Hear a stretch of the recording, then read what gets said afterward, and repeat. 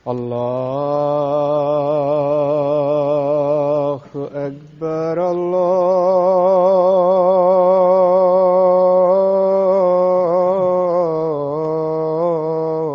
الله أكبر الله أكبر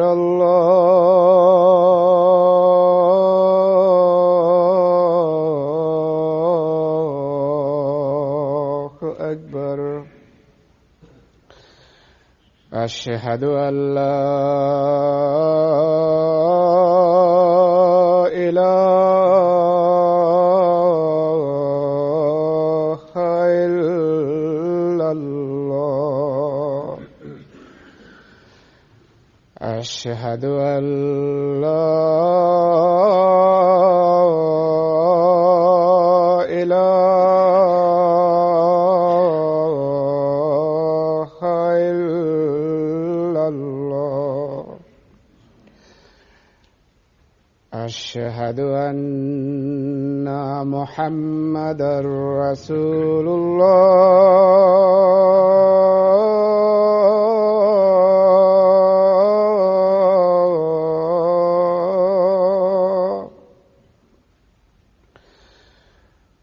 أشهد أن محمدًا رسول الله.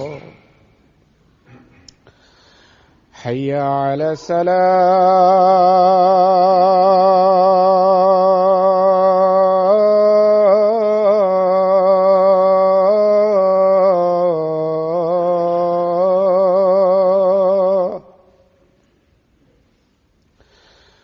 حي على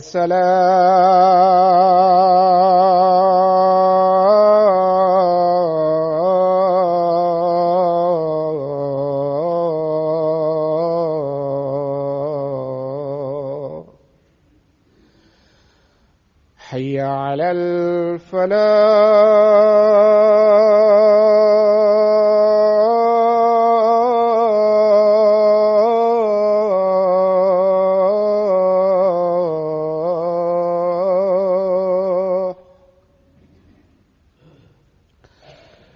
حي على الفلاح.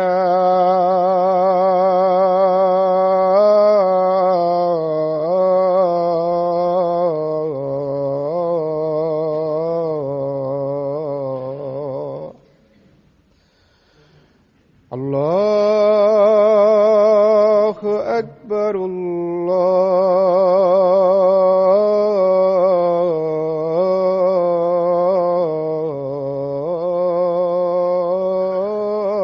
الله أكبر. لا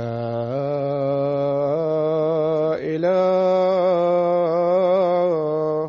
إلا الله.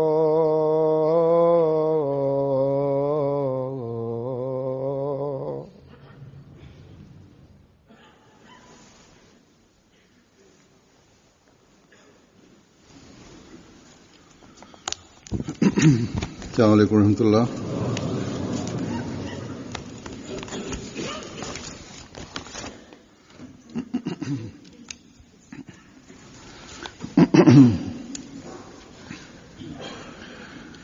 أشهد أن لا إله إلا الله وحده لا شريك له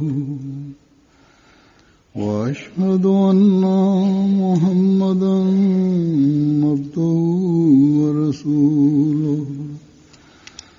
أما بعد فأعوذ بالله من الشيطان الرجيم. بسم الله الرحمن الرحيم.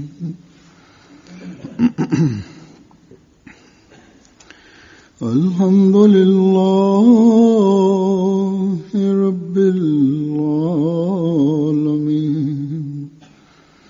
الرحمن الرحيم مالك يوم الدين إياك نعبد وإياك نستعين اهدنا الصراط المستقيم صراط الذين أنعمت عليهم غير المغضوب عليهم ولا الضالين.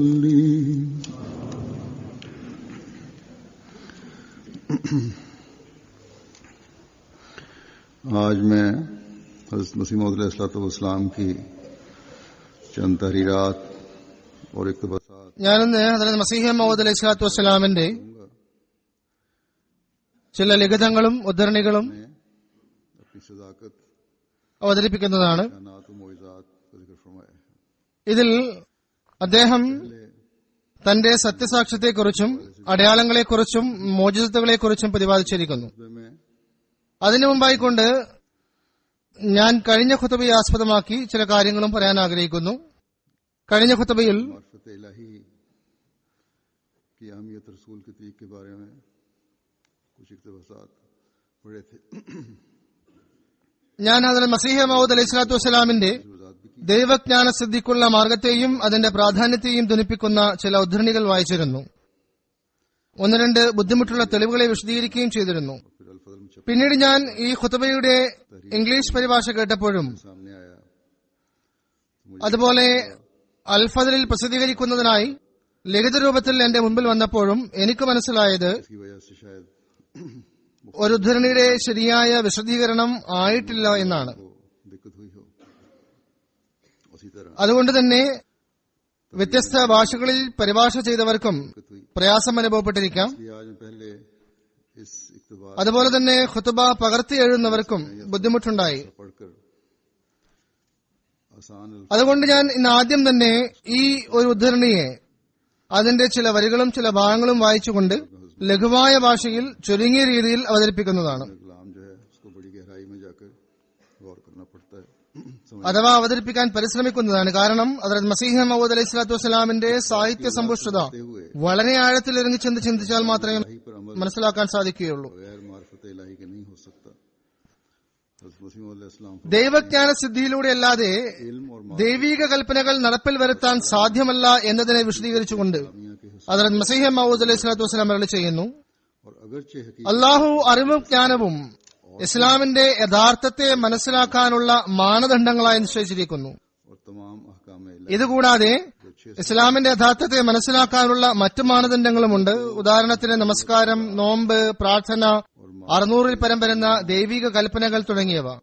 जलाली और എന്നാൽ ഔന്നത്യവും ഏകത്വവും അസ്തിത്വവും ദൈവിക സൗമ്യഭാവവും രൗദ്രപ്രഭാവവും തുടങ്ങി എല്ലാ ഗുണനാമങ്ങളുടെയും നിദാനം ദൈവിക ജ്ഞാനത്തിൽ അധിഷ്ഠിതമാണ്. मार्फत इलाही से बकुल्ली बेनसीब है. वो कब तौफीक पा सकता है कि सौम और सलात बजा ला എന്തുകൊണ്ടെന്നാൽ या दुआ कर അലസഹൃദയനും ദൈവിക ജ്ഞാനത്തിൽ നിന്ന് പരിപൂർണമായും ഹതഭാഗ്യവനുമായ വ്യക്തിക്ക് मुहर्रक तो നമസ്കാരവും നോമ്പും അനുഷ്ഠിക്കാനോ പ്രാർത്ഥിക്കുവാനോ ദാനധർമ്മങ്ങൾ ചെയ്യുവാനോ സൗഭാഗ്യം ലഭിക്കുകയില്ല. के पैदा करदा और इसी के ഈ രീതിയിലുള്ള സർവ്വവിധ സൽക്കർമ്മങ്ങൾക്കും പ്രേരണ നൽകുന്നത് ജ്ഞാനമാണ്.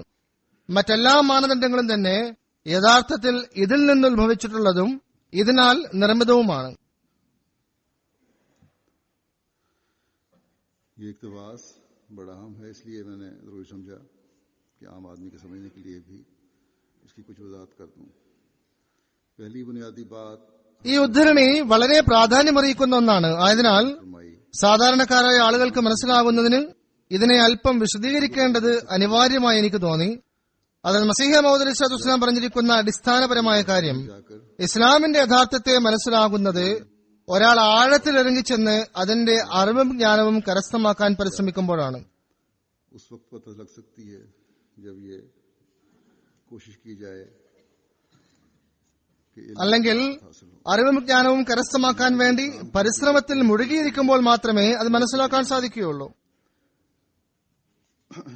और इस्लाम की हकीकत उन्हीं पर പറയുന്നു, ഇസ്ലാമിന്റെ യഥാർത്ഥത്തെ മനസ്സിലാക്കാൻ हासिल करें. അനവധി മാർഗങ്ങളുണ്ട്. बेशुमार ഈ മാർഗങ്ങൾ അവലംബിക്കുന്നവർക്ക് മാത്രമേ ഇസ്ലാമിന്റെ യഥാർത്ഥത്തെ മനസ്സിലാക്കാൻ സാധിക്കുകയുള്ളൂ. इस्लाम की हकीकत എണ്ണമറ്റ മാർഗങ്ങളുണ്ട്. ആ മാർഗങ്ങൾ പ്രാപിക്കാൻ പരിശ്രമിക്കുമ്പോൾ മാത്രമേ ഇസ്ലാമിന്റെ യഥാർത്ഥ്യം നമുക്ക് മനസ്സിലാവുകയുള്ളൂ. और वो तमाम अहकाम इलाही हैं जो कुरान करीम में दर्ज हैं. ഈ മാർഗങ്ങളിൽ നമസ്കാരമുണ്ട്, നോമ്പുണ്ട്, ദുആ ഉണ്ട്, 600 വിശുദ്ധ ഖുർആനിൽ പറഞ്ഞിട്ടുള്ള എല്ലാ കൽപ്പനകളുമുണ്ട്. याद रखो ഏകദേശം 600-ൽ പരം കൽപ്പനകൾ വിശുദ്ധ ഖുർആനിൽ പറയുന്നുണ്ട്. हकीकत मालूम हो सकती है, ना रोजे की हकीकत मालूम हो सकती, यानी हकीकी तौर पर ना नमाज की എന്നാൽ ഓർത്തിരിക്കേണ്ട കാര്യം, का फर्ज अदा അള്ളാഹുവിന്റെ ഔന്നത്യത്തെക്കുറിച്ചുള്ള അറിവും ജ്ഞാനവും കരസ്ഥമാക്കാത്തതുവരെ നമസ്കാരത്തിന്റെ യാഥാർത്ഥ്യത്തെക്കുറിച്ചോ നോമ്പിന്റെ യാഥാർത്ഥ്യത്തെക്കുറിച്ചോ നമസ്കാരവും നോമ്പും അതർഹിക്കുന്ന नमाज का सही फहमो इदराक हो വിധം അത് പൂർത്തീകരിക്കുവാനോ ദുആയുടെ യാഥാർത്ഥ്യത്തെക്കുറിച്ച് മനസ്സിലാക്കുവാനോ വിശുദ്ധ ഖുർആന്റെ മറ്റ് കൽപ്പനകളെക്കുറിച്ച് ശരിയായി മനസ്സിലാക്കുവാനോ അത് ഉൾക്കൊള്ളുവാനോ സാധിക്കുകയില്ല. जब अल्लाह ताला ഇതിന്റെ എല്ലാം ആന്തരിക അർത്ഥവും പ്രാധാന്യവും യാഥാർത്ഥ്യത്തെക്കുറിച്ചുള്ള അറിവും അള്ളാഹുവിന്റെ ഔന്നത്യത്തെക്കുറിച്ചുള്ള അറിവും ജ്ഞാനവും കരസ്ഥമാക്കുമ്പോഴാണ് പ്രാപ്യമാകുന്നത്. यकीन हो कि वही ये खुदा है, അല്ലെങ്കിൽ അള്ളാഹുവിന്റെ അസ്തിത്വവും ഏകത്വത്തെയും കുറിച്ച് മനസ്സിലാക്കുമ്പോഴാണ്. फरमाया कि अल्लाह ताला की जो मुख्तलिफ सिफात हैं അവൻ മാത്രമാണ് ദൈവമെന്നും അവനല്ലാതെ മറ്റൊരു ദൈവവുമില്ല എന്നുമുള്ള ദൃഢവിശ്വാസം ഉണ്ടാകുമ്പോഴാണ്. പിന്നെ പറയുന്നു, उनकी അള്ളാഹുവിന് വ്യത്യസ്തമായ സിഫത്തുകളുണ്ട്. फहमो इदराक അതിൽ ചിലത് സൗമ്യഭാവങ്ങളാണ്, ചിലത് രൗദ്രഭാവങ്ങളാണ്. उस वक्त तक അതിന്റെ നവനവങ്ങളായ ജ്ഞാനവും അറിവും ഉണ്ടാകാത്തതുവരെ ദൈവിക കൽപ്പനകൾ നടപ്പിൽ വരുത്തുവാൻ സാധിക്കുന്നതല്ല. के अहकामात पर अमल भी सही तरह हो सकेगा. गोया കാരണം അള്ളാഹുവിന്റെ ഗുണനാമങ്ങളെക്കുറിച്ചുള്ള അറിവുണ്ടായാൽ മാത്രമേ അവന്റെ കൽപ്പനകളെ ശരിയായ രീതിയിൽ പ്രവൃത്തിപഥത്തിൽ കൊണ്ടുവരാൻ സാധിക്കുകയുള്ളൂ.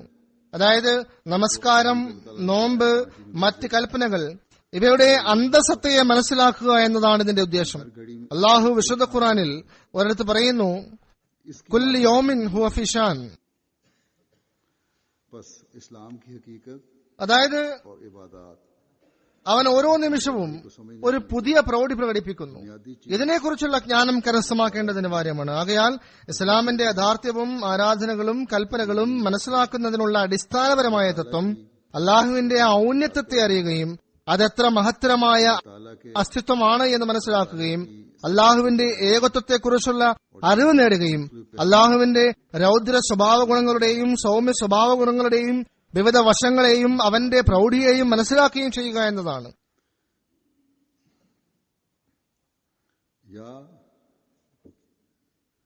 इसका इल्म और അവന്റെ സിഫത്തുകളുടെ തന്നെ വ്യത്യസ്തങ്ങളായ പ്രൗഢിയുണ്ട് എന്ന് മനസ്സിലാക്കേണ്ടതാണ്. इदराक नहीं भी होता അല്ല എങ്കിൽ അതിനെക്കുറിച്ചുള്ള അറിവും ജ്ഞാനവും കരസ്ഥമാക്കുന്നതിനായി कि अपनी പരിശ്രമിക്കുകയെങ്കിലും ചെയ്യേണ്ടതാണ്. करने के लिए और അഥവാ പൂർണ്ണമായ അറിവ് നേടാൻ സാധിക്കുന്നില്ല എങ്കിൽ തന്നെയും അതിനായി മനുഷ്യൻ പരിശ്രമിച്ചുകൊണ്ടിരിക്കേണ്ടത് അനിവാര്യമാണ്. ആരാധനകൾ നിർവഹിക്കുന്നതിലൂടെയും കൽപ്പനകൾ പാലിക്കുന്നതിലൂടെയും അള്ളാഹുവിന്റെ ഈ ഗുണങ്ങളെ അറിയുന്നതിനായി പരിശ്രമിച്ചുകൊണ്ടിരിക്കേണ്ടതാണ്. എന്നാൽ इसी मार्फत इलाही എല്ലാ കൽപ്പനകളുടെയും പാലനം ഈ ജ്ഞാനത്തിൽ മാത്രം അധിഷ്ഠിതമാണ്. कि जो गाफिल दिल है, जिसको इल्म ही नहीं कि मार्फत इलाही क्या चीज है, अल्लाह ताला की वादानियत അദ്ദേഹം പറയുന്നു, അലസഹൃദയരായവർക്ക് ദൈവജ്ഞാനം എന്താണെന്ന് അറിയുകയില്ല. अजमत क्या है, അള്ളാഹുവിന്റെ ഏകത്വവും അവന്റെ അസ്തിത്വവും മഹത്വവും എന്താണ് എന്നവർക്ക് മനസ്സിലാവുകയില്ല. करने की तौफीक पा सकता है, या दुआ और सदका और खैर പിന്നെ അങ്ങനെയുള്ളവർക്ക് എങ്ങനെയാണ് നമസ്കാരത്തിന്റെയും നോമ്പിന്റെയും കടമകൾ നിറവേറ്റാൻ കഴിയുന്നത്? सब अमाल सालिया का मुहर्रक അതുപോലെ ദുആയിലേക്കും ദാനധർമ്മങ്ങളിലേക്കും എങ്ങനെയാണ് അവർക്ക് ശ്രദ്ധിക്കാൻ കഴിയുന്നത്? जो जिसकी वजह से ये तहरीक पैदा हो, जिसकी वजह से ख्याल पैदा हो, ഈ എല്ലാ സൽക്കർമ്മങ്ങൾക്കുമുള്ള പ്രേരണയാകുന്നത് അദ്ദേഹം പറയുന്നത് സൽക്കർമ്മങ്ങൾ ചെയ്യാനുള്ള ഈ ചിന്തയുണ്ടാകുന്നതും പ്രേരണയുണ്ടാകുന്നതും യഥാർത്ഥ ജ്ഞാനത്തിലൂടെയാണ്. और अमाल सालिया की रूह को समझते हुए उनको എത്രത്തോളം അള്ളാഹുവിനെ സംബന്ധിച്ചുള്ള ജ്ഞാനമുണ്ടാകുന്നുവോ അത്രത്തോളം ആരാധനകളിലും സൽക്കർമ്മങ്ങളിലും അതിന്റെ ആത്മാവിനെ മനസ്സിലാക്കിക്കൊണ്ട് അനുഷ്ഠിക്കാൻ സാധിക്കുന്നതാണ്. इलाही पर अमल की तरफ भी तवज्जो रहेगी. बेशक शुरू में ये मार्फत अल्लाह ताला അഥവാ നാം की वजह से ദൈവജ്ഞാനസിദ്ധിക്കായി പരിശ്രമിക്കുകയാണെങ്കിൽ ദൈവിക കൽപ്പനകൾ നിറവേറ്റുന്നതിലേക്കും ശ്രദ്ധയുണ്ടാകുന്നതാണ്. अता होती है, मगर फिर ये मार्ग തുടക്കത്തിൽ ഈ ജ്ഞാനം അള്ളാഹുവിന്റെ കാരുണ്യം കാരണമായും അള്ളാഹുവിന്റെ സവിശേഷമായ ഒരു ഔദാര്യം കാരണത്താലും സൽപ്രകൃതക്കാരായ ആളുകൾക്ക് ലഭിക്കുന്നു. എന്നാൽ പിന്നീട് ഈ ജ്ഞാനം വിശ്വാസത്തിന്റെ മനോഹാരിതയും സൽക്കർമ്മങ്ങളുടെ അനുഷ്ഠാനത്തിലൂടെയും വർദ്ധിച്ചുകൊണ്ടേയിരിക്കുന്നു. അങ്ങനെ മനുഷ്യൻ യഥാർത്ഥ ഇസ്ലാമിനെ മനസ്സിലാക്കുന്ന ഉന്നതമായ ആ നിലവാരത്തിലേക്ക് എത്തുകയും ചെയ്യുന്നതാണ്. रोशन हो। അത് നാമമാത്രമായ ഇസ്ലാമായിരിക്കുകയില്ല. അങ്ങനെ അവന്റെ ഹൃദയവും ശരീരവും ദൈവിക ജ്ഞാനത്താൽ പ്രകാശപൂരിതമായി തീരുന്നതാണ്. मुसलमान होने का दावा करने वाले को ഈ ഒരു നിലവാരമാണ് യഥാർത്ഥ മുസ്ലിങ്ങൾ എന്ന് പറയുന്നവർ ആർജിക്കുന്നതിനായി പരിശ്രമിക്കേണ്ടത്. इस वजाहत के बाद अब मैं उस मजमून को बयान करता हूँ जिसको मैंने शुरू में जिक्र किया था। हज़रत मसीह मौद अलैहिस्सलाम के हक में इलाही ताईदात और निशानात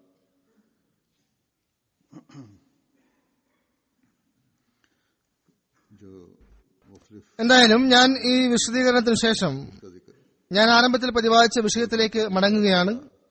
അതിൽ മസീഹ മൗഊദ് അലൈഹി സ്വലാത്തു വസ്സലാമിന്റെ സത്യസാക്ഷ്യത്തിനായുള്ള ദൈവിക അടയാളങ്ങളും സഹായങ്ങളും വിവിധ സന്ദർഭങ്ങളിൽ അദ്ദേഹം വിവരിച്ചിട്ടുണ്ട്. उलमा और मुकर्रीन तकरीरें भी करते हैं। അതിൽ നിന്നും ഏതാനും ചില ഉദാഹരണങ്ങൾ इस हवाले ഞാനിന്ന് വിവരിക്കുന്നതാണ്. 1-2 ദിവസത്തിന് ശേഷം ഇൻഷാ അല്ലാഹ് മാർച്ച് 23 ആ ദിവസം മസീഹ് മൗഊദ് ദിനം ആചരിക്കുന്നുണ്ട്. ആ ദിവസത്തിന്റെ ആഭിമുഖ്യത്തിൽ പണ്ഡിതന്മാരും പ്രഭാഷകരും പ്രഭാഷണങ്ങൾ നടത്തുന്നു. അടയാളങ്ങളെക്കുറിച്ചും സഹായങ്ങളെക്കുറിച്ചും അവർ പറയുന്നതാണ്. എന്തായാലും ഇന്നത്തെ വിഷയവും ये उसने इत्तेफाक है മസീഹ് മൗഊദ് ദിനത്തിന്റെ വിഷയവും ഇത് തികച്ചും യാദൃശികമായി 2 ദിവസം ബാക്കി നിൽക്കുമ്പോൾ ബന്ധപ്പെട്ട് വന്നിരിക്കുകയാണ്. वो बयान हो रहा है। इस बारे में ये भी बता दूं कि इस साल कादियान से 3 दिन का एक प्रोग्राम नशर होगा जो अरबी में ഇതിനെക്കുറിച്ച് മറ്റൊരു കാര്യം പറയാൻ ആഗ്രഹിക്കുന്നത്, ഈ വർഷം കാദിയാനിൽ നിന്നും 3 ദിവസത്തെ ഒരു പ്രോഗ്രാം മസീഹ് മൗഊദ് ദിനത്തോടനുബന്ധിച്ച് MTA-യിൽ ലൈവ് ആയിക്കൊണ്ട് അറബിയിൽ നടക്കുന്നതാണ്. दिन की നമ്മുടെ അറബി സഹോദരന്മാർ क़यामत के കാദിയാനിൽ പോയിട്ടുണ്ട്. അവർ വിഷയം അവതരിപ്പിക്കുന്നതാണ്. कादियान की बस्ती से ही इंशाअल्लाह ताला ये लाइव प्रोग्राम हो रहा है और इंशाअल्लाह उम्मीद है कि इतवार को मैं भी കാദിയാൻ ഗ്രാമത്തിൽ വച്ചാണ് ഈ പ്രോഗ്രാം നടക്കുന്നത്. अहबाब से ഞാനും ഞായറാഴ്ച ഒരു സന്ദേശം നൽകുന്നതാണ്. സഹോദരങ്ങൾ അതിൽ നിന്നും പ്രയോജനമെടുക്കാൻ ശ്രമിക്കുക. अब मैं ഇന്ന് ഞാൻ कुछ इक़्तिबास അത് മസീഹ മൗഊദ് അലൈഹി സ്വലാത്തു വസ്സലാമിന്റെ ചില ഉദ്ധരണികൾ കേൾപ്പിക്കുന്നതാണ്. मोहम्मद और सदाकत के बारे में തന്റെ നിയോഗത്തെയും സത്യസന്ധതയെക്കുറിച്ചും शान पेश फरमा സൂര്യചന്ദ്രഗ്രഹങ്ങളുടെ അടയാളങ്ങൾ വിശദീകരിച്ചുകൊണ്ട് അദ്ദേഹം പറയുന്നു, हज़रत मसीह मौद अलैहिस्सलाम फरमाते हैं कि सही तारिक उतनी में ये एक हदीस है कि इमाम मोहम्मद बाकर फरमाते हैं कि इन्ना ले महदीना आयतैन लम तकूना मुंज़ो खल्क़स समावात वल अर्ज़ यनकसिफुल कमरो ले अव्वल ദാറുഖുത്നി എന്ന ഹദീസ് ഗ്രന്ഥത്തിൽ ഒരു ഹദീസ് വന്നിട്ടുണ്ട്. कसिफुल शम्सो फिल ഇമാം മുഹമ്മദ് ബാക്കർ റിവായത്ത് ചെയ്യുന്നു, ഇന്നാലിൽ മഹദി ആയത്തൈനി ലം തകൂനു മുൻസു ഖൽഖസ് സമാവാതി വൽ അർദ് जब से कि ज़मीन व आसमान यनकसिफुल कमरु लि अव्वल लैलतिन मिन रमज़ान रसूल के वक्त व तनकसिफु शम्स फी निस्फ मिन. कि मेहदी माहूद के അർത്ഥം ഇതാണ്, रमजान के महीने में चांद का ग्रहण उसकी अव्वल रात में होगा यानी 13वीं तारीख അതായത് നമ്മുടെ മഹദിക്ക് 2 അടയാളങ്ങളുണ്ട്. ആകാശഭൂമികൾ സൃഷ്ടിച്ചതിൽ പിന്നെ ഒരു ദൈവിക നിയോഗത്തിനും പ്രവാചകനും വേണ്ടി ഈ അടയാളങ്ങൾ വെളിപ്പെട്ടിട്ടില്ല. 28वीं तारीख को और ऐसा वाकया इब्तिदाई दुनिया से ഇമാം മഹദിയുടെ കാലഘട്ടത്തിൽ റമദാൻ മാസത്തിൽ 13-ാം തീയതി ചന്ദ്രഗ്രഹണവും സൂര്യഗ്രഹണത്തിനായി നിർണ്ണയിക്കപ്പെട്ടിരിക്കുന്ന ദിവസത്തിൽ, അതായത് 28-ാം തീയതി സൂര്യഗ്രഹണം നടക്കുന്നതാണ്. ഇങ്ങനെ ഈ ഒരു അടയാളം ലോകാരംഭം മുതൽ और जो ഒരു പ്രവാചകനും ഒരു നബിക്കും നൽകപ്പെട്ടിട്ടില്ല. इस बात के गवाह हैं ഇത് വാഗ്ദത്ത മഹദിയുടെ കാലത്താണ് സംഭവിക്കേണ്ടിയിരുന്നത്. അതുപോലെ മുഴുവൻ ഇംഗ്ലീഷ് ഉറുദു പത്രങ്ങളും വാനശാസ്ത്രജ്ഞന്മാരും സാക്ഷികളാണ്. के महीने എന്നാൽ എന്റെ ജീവിത കാലഘട്ടത്തിൽ തന്നെ ഏകദേശം 12 വർഷം മുമ്പ് ഈ രീതിയിലുള്ള സൂര്യചന്ദ്ര ഗ്രഹണങ്ങൾ റമദാൻ മാസത്തിൽ സംഭവിക്കുകയുണ്ടായി. മറ്റൊരു ഹദീസിൽ വന്നിരിക്കുന്നത് പോലെ ഈ ഗ്രഹണം 2 പ്രാവശ്യം റമദാനിൽ സംഭവിച്ചു കഴിഞ്ഞിരിക്കുന്നു. ഒന്ന് ഈ രാജ്യത്തും 2 അമേരിക്കയിലും. से इशारा करती है और चूंकि इस ग्रहण के वक्त में मेहदी माहूद 2 പ്രാവശ്യവും ഹദീസ് ചൂണ്ടിക്കാണിക്കുന്ന അതേ ദിവസങ്ങളിൽ തന്നെയാണ് ഗ്രഹണം സംഭവിച്ചിട്ടുള്ളത്. ആ സമയത്ത് ഭൂമിയിൽ മഹദിയുടെ വാദം ഉന്നയിക്കുന്നവർ മറ്റാരും ഉണ്ടായിരുന്നില്ല. മാത്രമല്ല ഈ അടയാളത്തെ മറ്റൊരാളും തന്റെ സത്യസന്ധതയ്ക്കുള്ള അടയാളമായി പറഞ്ഞിട്ടില്ല. कि ये इस മറ്റാരും തന്നെ നൂറുകണക്കിന് ഉറുദു ഭാഷയിലും പാർസി ഭാഷയിലുമുള്ള നോട്ടീസുകളും ലിറ്ററേച്ചറുകളും മൂലം ഇത് സംബന്ധമായി പ്രസിദ്ധീകരിപ്പെടുത്തിയിട്ടില്ല. രണ്ടാമതായി 12 വർഷം മുമ്പ് തന്നെ എനിക്കിതിനെ സംബന്ധിച്ച് മുന്നറിയിപ്പ് നൽകിയിരുന്നു. ഇങ്ങനെ അടയാളം വെളിപ്പെടുമെന്ന് ബറാനി അഹമ്മദിയായിൽ ഈ അടയാളം വെളിപ്പെടുന്നതിന് മുൻപ് തന്നെ ലക്ഷക്കണക്കിന് ആളുകൾക്കിടയിൽ ഞാൻ വെളിപ്പെടുത്തിയിരുന്നു. ചിലരിപ്പോൾ ചന്ദ്രഗ്രഹണത്തിന്റെ തെളിവുകളെല്ലാം ഉന്നയിക്കാറുണ്ട്. എന്നാൽ ഇതിന്റെ സവിശേഷത അടയാളം വെളിപ്പെടുമെന്ന് അദ്ദേഹം ആദ്യം തന്നെ പ്രവചിച്ചിരുന്നു എന്നതാണ്. പിന്നീട് ഇതിനെ കൂടുതൽ വിശദീകരിച്ചുകൊണ്ട് മസീഹ് വസ്സലാം പറയുന്നു, ഈ ഹദീസ് ഒരു അദൃശ്യകാര്യവുമായി ബന്ധപ്പെട്ടിരിക്കുന്നു. ഇത് 1300 വർഷങ്ങൾക്ക് ശേഷമാണ് വെളിപ്പെട്ടിരിക്കുന്നത്. ഇതിന്റെ ചുരുക്കം ഇതാണ്: വാഗ്ദത്ത മഹദി വെളിപ്പെടുന്ന ആ കാലഘട്ടത്തിൽ റമദാൻ മാസത്തിൽ ചന്ദ്രഗ്രഹണം 13-ാം രാത്രിയിലും അതേ മാസത്തിൽ 28-ന് സൂര്യഗ്രഹണവും സംഭവിക്കുന്നതാണ്. ഇങ്ങനെയൊരു സംഭവം വാഗ്ദത്ത മഹദിയുടെ കാലഘട്ടത്തല്ലാതെ മറ്റൊരു വാദകരുടെയും കാലത്ത് സംഭവിച്ചിട്ടില്ല. മാത്രമല്ല, ഈ രീതിയിലുള്ള വ്യക്തമായ ഒരു അദൃശ്യകാര്യത്തെ സംബന്ധിച്ച് മുന്നറിയിപ്പ് നൽകാൻ ഒരു പ്രവാചകനല്ലാതെ മറ്റാർക്കും തന്നെ സാധ്യമല്ല. അല്ലാഹു തആല വിശുദ്ധ ഖുർആനിൽ പറയുന്നു, ഫലാ യദ്ഹറു അലാ ഗൈബിഹി അഹദാ ഇല്ലാ മൻ ഇർതദാ മിൻ റസൂൽ. അതായത് അദൃശ്യകാര്യങ്ങൾ തന്റെ പ്രവാചകന്മാർക്കല്ലാതെ അള്ളാഹു മറ്റാർക്കും തന്നെ വെളിപ്പെടുത്തി കൊടുക്കുന്നില്ല. അപ്പോൾ ഈ പ്രവചനം അതിന്റെ അർത്ഥത്തിന്റെ അടിസ്ഥാനത്തിൽ പൂർണ്ണമായും വെളിപ്പെട്ട സാഹചര്യത്തിൽ ഈ ഹദീസ് സഈഫാണെന്നും ഇമാം മുഹമ്മദ് ബാക്കറാണ് ഇത് റിവായത്ത് ചെയ്തതെന്നും മറ്റുമുള്ള മുടന്ത ന്യായങ്ങൾ പറഞ്ഞുകൊണ്ട് ഒഴിയാതിരിക്കുക.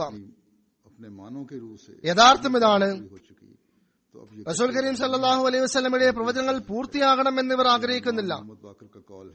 വിശുദ്ധ ഖുർആന്റെ പ്രവചനങ്ങൾ പൂർത്തിയാകണം എന്നിവർ ആഗ്രഹിക്കുന്നില്ല. ഈ അടയാളം യഥാർത്ഥത്തിൽ റസൂൽ സല്ലല്ലാഹു അലൈഹി വസല്ലമയുടെ പ്രവചനം പൂർത്തിയാകുന്ന ഒരു അടയാളം കൂടിയാണ്. പറയുന്നു, ലോകം അവസാനിക്കാറായിരിക്കുന്നു. എന്നാൽ ഇവർ പറയുന്നതനുസരിച്ച് അവസാന കാലഘട്ടത്തെ സംബന്ധിച്ച ഒരു പ്രവചനം പോലും പൂർത്തിയായിട്ടില്ല. ഇതിനേക്കാൾ ശരിയായ മറ്റേത് ഹദീസാണ് ഉണ്ടാവുക? മുഹദ്ദിസുകളുടെ വ്യാഖ്യാനങ്ങൾ ആവശ്യമില്ലാത്ത സ്വയം തന്നെ ശരിയായ ഹദീസാണ് എന്ന് സ്ഥാപിച്ചു കാണിച്ചതിനേക്കാൾ ഉത്തമമായ മറ്റേത് ഹദീസാണ് ഉണ്ടാവുക? എന്നാൽ അള്ളാഹുവിന്റെ അടയാളങ്ങളെ സ്വീകരിക്കാതിരിക്കുക എന്നത് വേറെ കാര്യമാണ്. അതല്ല എങ്കിൽ എനിക്ക് മുമ്പ് ആയിരക്കണക്കിന് പണ്ഡിതന്മാരും മുഹദ്ദിസുകളും ഇത് പൂർത്തീകരിക്കുന്ന കാലത്തിനായി കാത്തിരുന്നിട്ടുണ്ടായിരുന്നു. മാത്രമല്ല, മെമ്പറിൽ കയറി നിന്നുകൊണ്ട് കരഞ്ഞ്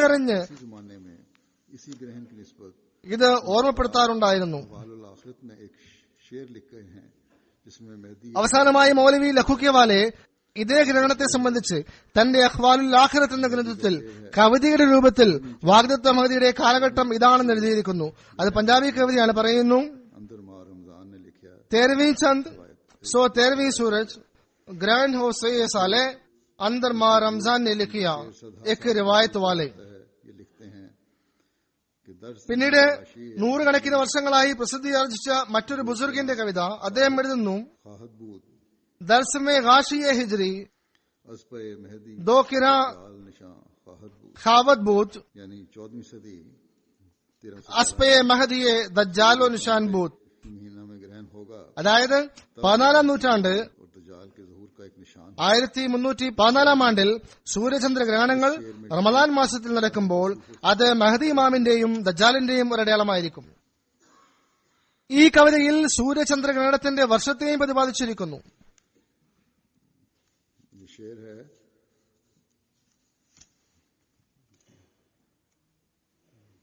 ठीक है, ठीक ही पड़ा मैंने.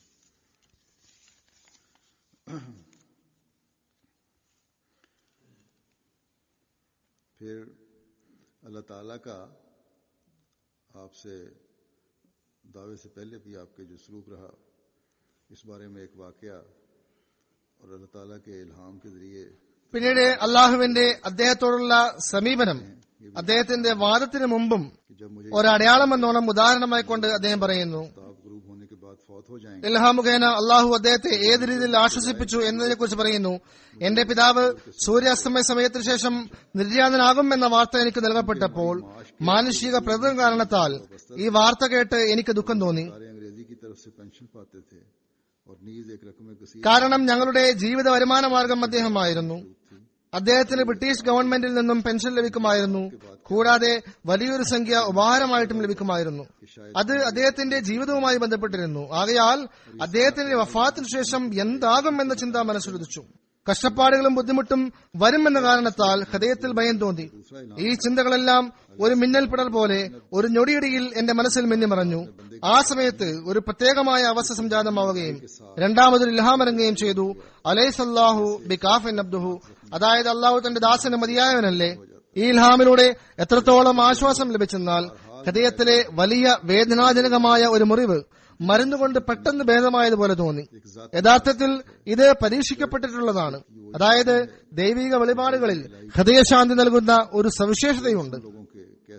ഈ സവിശേഷതയുടെ അടിവേരെന്നത് ദൈവിക വെളിപാടുകളിലുള്ള ഉറച്ച വിശ്വാസമാണ്. എന്നാൽ ദുഃഖകരമെന്ന് പറയട്ടെ, എന്റെ ഈ വെളിപാടുകളെ കുറിച്ച് അവർ പറയുന്നത് ഇത് കേവലം തോന്നലാണെന്നും ഇത് ശൈത്താനിക വെളിപാടുകളാകാമെന്നും ഇത് റഹ്മാനി വെളിപാടുകളാണ് എന്ന് അറിയില്ല എന്നുമാണ്. ഇത്തരത്തിലുള്ള ഇൽഹാമുകൾ അതിന്റെ ഗുണത്തേക്കാൾ കൂടുതൽ ദോഷമാണുള്ളത് എന്നും അവർ പറയുന്നു. എന്നാൽ ഞാൻ അള്ളാഹുവിന്റെ മേൽ സത്യം ചെയ്ത് പറയുന്നു, ഞാൻ ഈ വിശുദ്ധ ഖുർആനിലും മറ്റ് ഗ്രന്ഥങ്ങളിലും വിശ്വസിക്കുന്നത് പോലെ ഈ ഇൽഹാമുകളിൽ വിശ്വസിക്കുന്നു.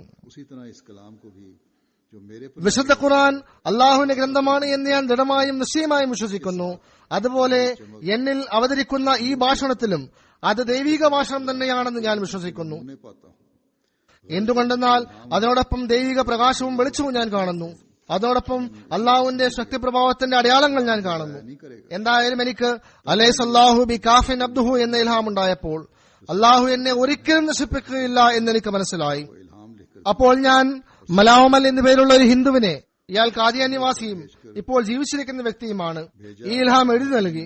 എന്നിട്ട് മുഴുവൻ സംഭവങ്ങളും അയാളോട് പറഞ്ഞു. എന്നിട്ട് അയാളെ അമൃത്സറിലേക്ക് അയച്ചുകൊണ്ട് മൗലവി ഹക്കീം മുഹമ്മദ് ഷെരീഫ് കാലാനൂരി മുഖേന ഈ ഇൽഹാം കല്ലിൽ കൊത്തിക്കുകയും സീൽ ഉണ്ടാക്കിക്കൊണ്ടുവരാൻ ഏൽപ്പിക്കുകയും ചെയ്തു.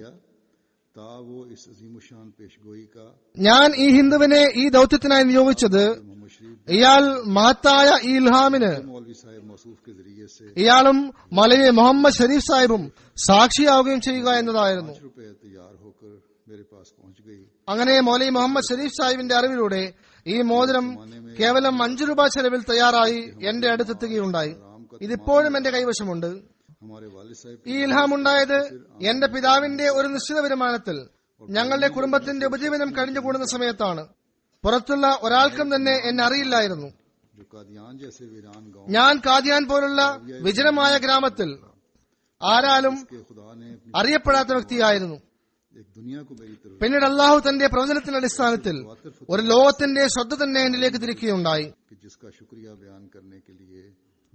തുടർച്ചയായ വിജയത്തിലൂടെയും സാമ്പത്തിക സഹായത്തിലൂടെയും അവൻ ചെയ്തു തന്ന സഹായങ്ങൾക്ക് എനിക്ക് നന്ദി ചെലുത്താൻ എന്റെ കൈകളിൽ വാക്കുകളില്ല. എനിക്ക് എന്റെ അപ്പോഴത്തെ അവസ്ഥയിൽ മാസത്തിൽ 10 രൂപ പോലും വരും എന്നെനിക്ക് വിശ്വാസമുണ്ടായിരുന്നില്ല. എന്നാൽ അള്ളാഹു ദരിദ്രരെ മണ്ണിൽ നിന്ന് ഉയർത്തുകയും അഹങ്കാരികളെ മണ്ണിൽ ചേർക്കുകയും ചെയ്യുന്നു. അവൻ എന്നെ ഏത് രീതിയിൽ സഹായിച്ചെന്നാൽ ഇതുവരേക്കും 3 ലക്ഷം രൂപയെങ്കിലും വന്നിട്ടുണ്ടോ എന്ന് എനിക്ക് ഉറപ്പായിട്ടും പറയാൻ സാധിക്കുന്നതാണ്. ഒരുപക്ഷെ അതിലും അധികമായിട്ടുണ്ടായിരിക്കാം. വർഷങ്ങളായി നടന്നു വരുന്ന ലങ്കർഖാനിയുടെ മാസച്ചെലവ് തന്നെ 1500 രൂപ ആണ്. ഇതിൽ നിന്ന് തന്നെ ഈ വരുമാനം എത്രമാത്രം ഉണ്ടായിരുന്നു എന്ന് ഊഹിക്കാൻ സാധിക്കുന്നതാണ്. അതുകൂടാതെ മദ്രസ, ഗ്രന്ഥത്തിന്റെ പ്രസിദ്ധീകരണം തുടങ്ങി ചെലവെല്ലാം തന്നെ ഇതിനു പുറമെയാണ്. അപ്പോൾ നോക്കുക, അലൈസല്ലാഹു ബി കാഫിൻ അബ്ദുഹു എന്ന ഇൽഹാം എത്ര ഔന്നത്യത്തോടു കൂടിയാണ് പുലർന്നത്. ഇത് ഒരു കള്ളവാദിയുടെ പ്രവൃത്തിയാണോ? ഇത് ഒരു ശൈത്താനികമായ ചിന്തയാണോ? ഒരിക്കലുമല്ല. മറിച്ച് ഇത് തന്റെ കൈകളിൽ അഭിമാനവും അപമാനവും സ്വീകാര്യതയുമുള്ള ദൈവത്തിന്റെ പ്രവൃത്തിയാണ്. അഥവാ എന്റെ വാക്കുകളിൽ വിശ്വാസമില്ല എങ്കിൽ കഴിഞ്ഞ 20 വർഷത്തെ കത്തുകളുടെ രജിസ്റ്റർ പരിശോധിക്കുകയാണെങ്കിൽ എത്രത്തോളം വരുമാനത്തിന്റെ വാതായനങ്ങളാണ് ഈ കാലയളവിൽ തുറക്കപ്പെട്ടതെന്ന് മനസ്സിലാക്കാൻ സാധിക്കുന്നതാണ്. അള്ളാഹുവിന്റെ അനുഗ്രഹത്താൽ ഈ ലങ്കർ, മസീഹ് മൗഊദ് ലങ്കർ മുഴുവൻ ലോകത്തും വ്യാപിച്ചിരിക്കുന്നു. ഖിലാഫത്ത് ഇവിടെ ഉള്ളതുകൊണ്ട് ഇവിടെയും അതിന്റെ സ്ഥിരമായ സംവിധാനമുണ്ട്. അതിൽ മസീഹ മൗഊദ് അലൈഹി സ്വലാത്തു വസ്സലാമിന്റെ പ്രവർത്തനങ്ങളുടെ പ്രധാനപ്പെട്ട ഒരു ഭാഗമാണിത്. ആകയാൽ ഇവിടെ അതിഥി സൽക്കാരത്തിന് ഉത്തരവാദിത്തപ്പെട്ടവർ ഇവിടെ വരുന്ന ഓരോ അതിഥികളെയും की तरफ भी खास तौर पर तवज्जो दिया करें। ആതിഥേയത്തിന്റെ പ്രത്യേകമായ ശ്രദ്ധ ചെലുത്തേണ്ടതാണ്. പാഴ്ചെലവുകൾ അനുവദനീയമല്ല. पाबंदी सही होनी चाहिए, लेकिन कहीं ശരിയായ ആസൂത്രണത്തോടുകൂടി ചെലവ് ചെയ്യേണ്ടതാണ്. പക്ഷെ ഒരിക്കലും തന്നെ ലുബ്ധ ചെയ്യാൻ പാടില്ലാത്തതാണ്. കാരണം ഈ അതിഥി മന്ദിരം ഇത് നിങ്ങളുടേതെല്ലാം മറിച്ച് അത് മസീഹ മൗഊദ് അലൈഹി സ്വലാത്തു വസ്സലാമിന്റെ ലങ്കറിൽ നിന്ന് ആരംഭിച്ചതാണ്.